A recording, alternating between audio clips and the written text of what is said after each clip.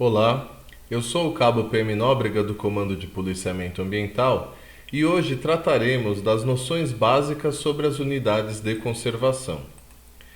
É importante sabermos que o tema meio ambiente ele é tratado inicialmente pela Constituição Federal, que é a nossa lei maior, que em seu artigo 225 prevê que todos têm direito ao meio ambiente ecologicamente equilibrado, bem de uso comum do povo e essencial à sadia qualidade de vida, impondo-se ao poder público e à coletividade o dever de defendê-lo e preservá-lo para as presentes e futuras gerações.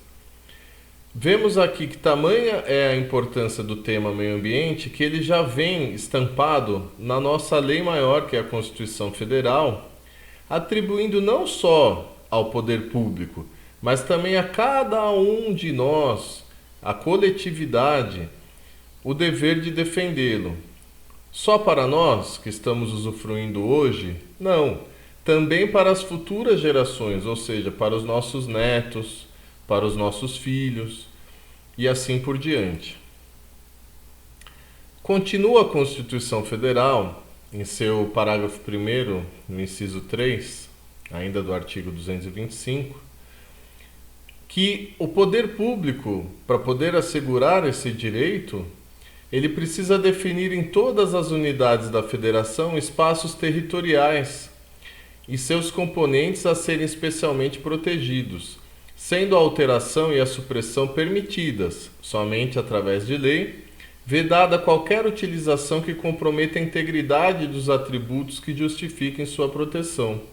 Ou seja, tanto em caráter federal como estadual ou municipal, poderão ser criados esses espaços, deverão ser criados esses espaços, nos quais, em algumas oportunidades, é permitido o desenvolvimento econômico, desde que conservado o meio ambiente e também seja feito um uso sustentável.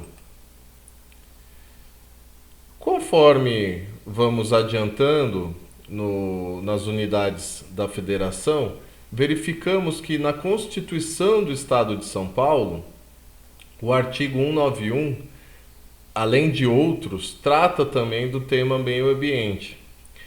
E diz aqui no artigo 191, o Estado e os municípios providenciarão com a participação da coletividade, ou seja, está sempre presente o cidadão, né? Ele está sempre participando por meio de audiências públicas, dentre outros canais, a preservação, conservação, defesa, recuperação e melhoria do meio ambiente natural, artificial e do trabalho, atendidas as peculiaridades regionais e locais em harmonia com o desenvolvimento social e econômico. Então, mais uma vez, nós vemos que é possível esse desenvolvimento econômico e social, desde que em harmonia com o meio ambiente e o uso sustentável dos recursos naturais. Então, feitas essas considerações iniciais das duas constituições, a federal e a estadual, nós vamos partir essencialmente para o conceito de unidade de conservação, que ele vem previsto no artigo 2º da Lei 9.985 do ano de 2000, que é a lei que institui o Sistema Nacional de Unidades de Conservação da Natureza, também conhecido como SNUC. Então, o inciso 1º do artigo 2º, ele define que unidade de conservação é o espaço territorial e seus recursos ambientais, incluindo as águas jurisdicionais com características naturais relevantes, legalmente instituído pelo poder público com objetivos de conservação e limites definidos, sob regime especial da administração, ao qual se aplicam garantias adequadas de proteção. Então, essa é a definição de unidade de conservação e que nós veremos adiante que ela possui algumas peculiaridades. Dentre elas, o plano de manejo e a zona de amortecimento. O que é o plano de manejo? O plano de manejo é um documento técnico no qual estão dispostas todas as atividades que podem ser desenvolvidas dentro de uma unidade de conservação e como elas devem ser desenvolvidas. Então, é normal quando nós chegamos em alguma unidade de conservação para visitar um parque, por exemplo.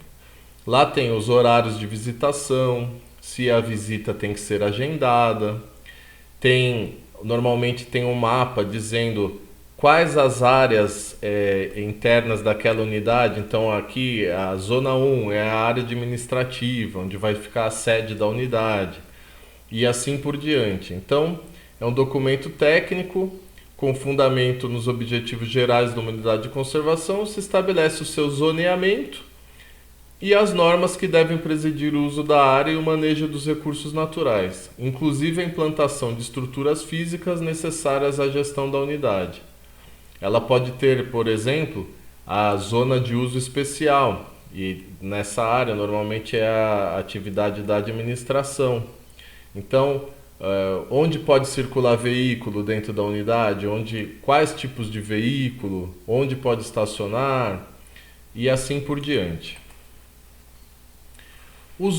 A zona de amortecimento é o entorno dessa unidade de conservação, porque como nós vimos, a unidade de conservação ela tem limites definidos.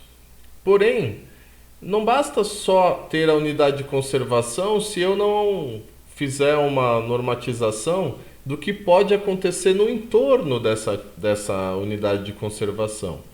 Então, a zona de amortecimento é definida como um entorno de uma unidade de conservação onde as atividades humanas estão sujeitas a normas e restrições específicas, com o propósito de minimizar os impactos negativos sobre a unidade. Porque as propriedades vizinhas da unidade de conservação, elas desenvolvem atividades que podem, em maior ou menor grau, interferir direto ou indiretamente na unidade de conservação. Daí a importância de definir quais atividades e como essas atividades poderão se desenvolver próximo à unidade de conservação. Nós falamos muito em preservação e conservação, mas qual a diferença delas, né? Basicamente, a preservação é um conceito mais rigoroso, onde nós vamos verificar pouca ou nenhuma intervenção humana. Visa a intocabilidade dos recursos naturais sem objetivos econômicos. Já a conservação, ela é um conceito menos rigoroso, visa a exploração sustentável dos recursos naturais. Pode haver objetivos econômicos, mais uma vez, desde que respeitada a sustentabilidade dos recursos naturais. O artigo 7º dessa lei, ele divide as unidades de conservação em dois grandes grupos, que são, no artigo 8º, os grupos de proteção integral, e no artigo 14º, as unidades de conservação de uso sustentável. Sendo que no 8º nós vamos aplicar o conceito de preservação, que é aquele conceito mais restrito, e no 14 nós vamos usar o conceito de conservação, que é aquele conceito mais amplo, onde é possível também desenvolver atividade econômica. Não vamos esgotar o tema, né, com essa explicação básica do que é a unidade de conservação, porém a legislação está para consulta.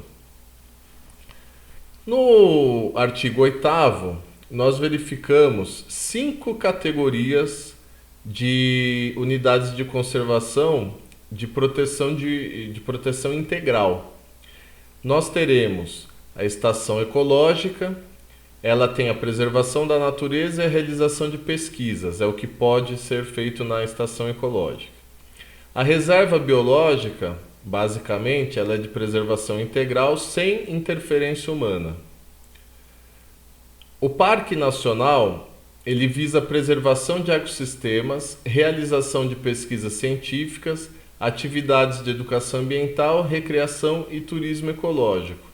Lembrando que, apesar da nomenclatura Parque Nacional, como nós vimos, essas unidades de conservação existem nos 3 nas três entidades da federação. Então, federal, estadual e municipal. Então, podemos ter um parque estadual, como temos o Parque Estadual da Serra da Cantareira. Podemos ter um parque municipal.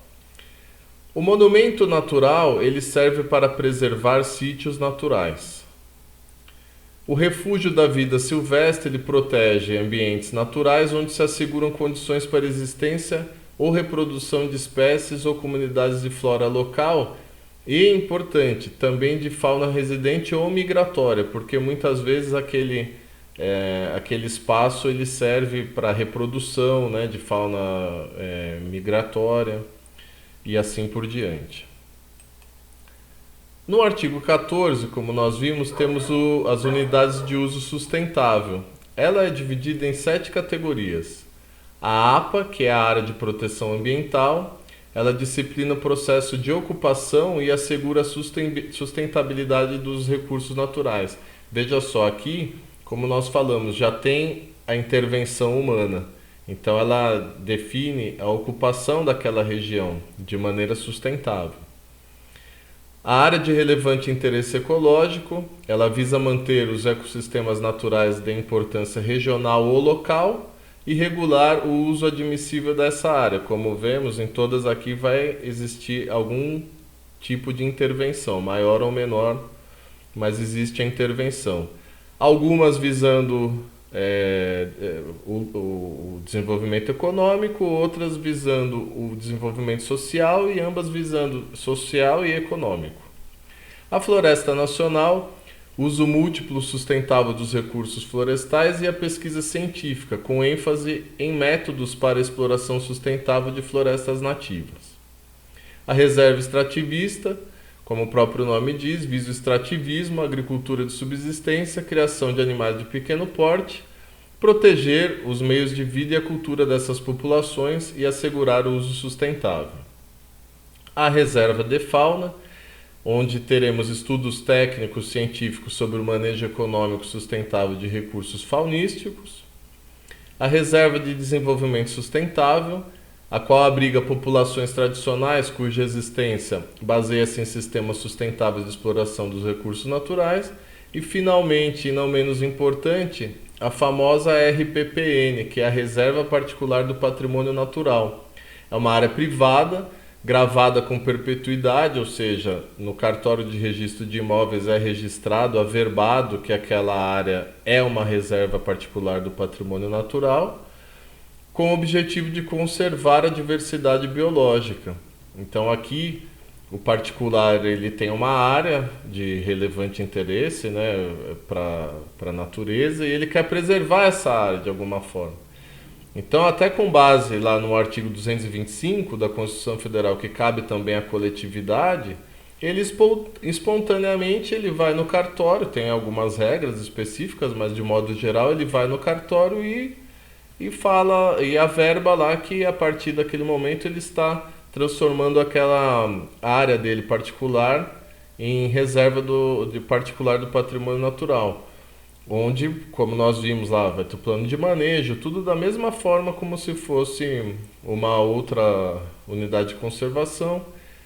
Como aqui visa também o desenvolvimento econômico, para manter a unidade poderá ser cobrada visitação, hospedaria, passeios ecológicos, tudo mais, mas o mais importante é que vai preservar aquele meio ambiente, né? Aquele sistema, ainda que particular.